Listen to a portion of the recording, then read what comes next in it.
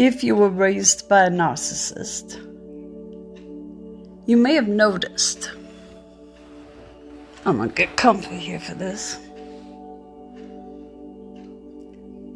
that your relationships have been a bit challenging. If they got to a relationship, that is. On the other hand, you may not have even logged them in as challenging because that's just how relationships are. Not perfect. Kind of shitty, really. But this is what relationships are, right? Well, guess what?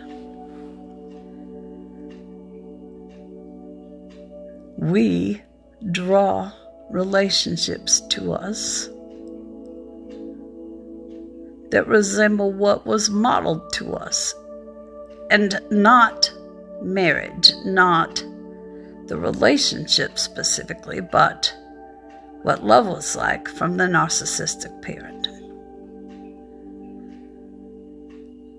So, people just aren't there for you? Think about it. Neither was your parent. So that's what you pull in toward you. That's what you expect. People lied to you. So did your parent when they were gaslighting you and made you think you were crazy. People betray you. Parent again. After all, no kid is supposed to be treated like a narcissistic parent treats them. That's betrayal. A lot of hot and cold. Sometimes you're made out to be the next best thing to sliced bread. I think that's how that expression goes. And other times, you're made to feel like you're less than the bugs that grow in shit on the bottom of the parent's shoe. Recognizing this in your relationships. Now, not to say that it's always bad. In fact, if you manage to connect with a covert narcissist rather than an overt narcissist, you might go a long time and never recognize how you're being gaslighted, manipulated, how you're never made to be the priority, how there's back and forth depending on whether you're making your partner happy or not. And chances are, you're usually making your partner happy, so it can be pretty smooth. You make your partner happy by putting your own needs aside, but that's okay because that's what you had to do with the narcissistic parent. You learned how to adjust to the parent's moods and the parent's needs, and you probably didn't have any boundaries because that parent didn't respect any you tried to put up anyway. So, you don't have boundaries up even to be violated. Or maybe you've got huge boundaries up, and so your relationships never really get to the place your heart longs for because you don't let people in. You're not going to be hurt like that again. We attract relationships to us in the same form as what we learned love was. So you may be miserable. You may be in absolute pain, but after all, if your narcissistic parent was good at what they did, you equate pain with love. how we make these associations is that we learn how to survive and get out with as little damage as possible. But it doesn't make for really good relationships. If we think that love means pain, love has to be hard, love is a struggle, love means, yeah, we get cheated on, lied to, treated inconsistently, so we never know which way is up or down. So just in case you were wondering why things always go that way, it's because you are seeking out relationships that will exhibit love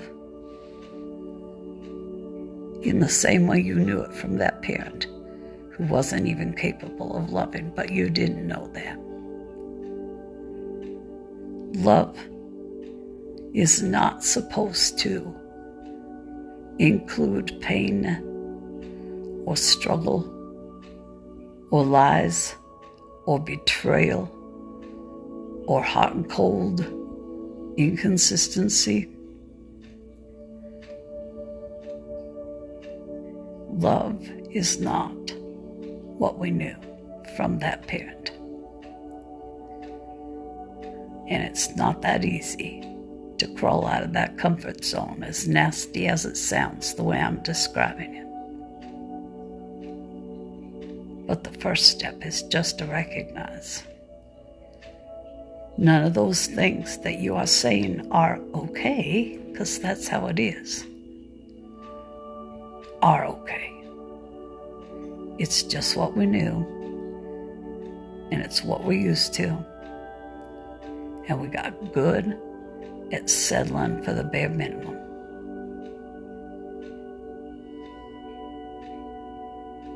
It sucks. But once you become aware of your worth, which is also a very hard uphill battle, we can take a look at what we thought was love and whether that is actually loving to us and what we deserve, and start making some changes. And the hardest one may very well be accepting that we really did get the shitty end of the stick from that narcissistic parent. They did the best they could,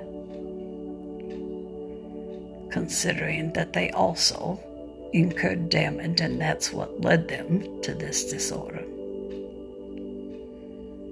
But it doesn't mean they taught us well about love.